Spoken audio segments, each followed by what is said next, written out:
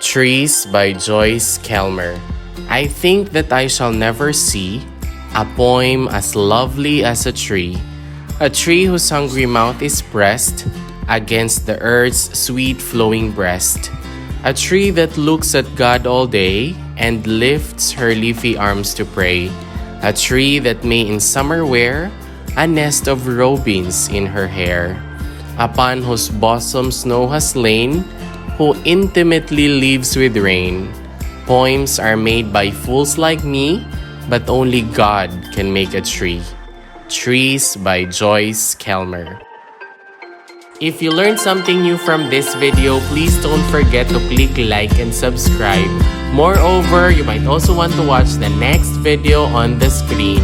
Madamo gid nga salamat kag halong pirmi. Thank you very much and take care always.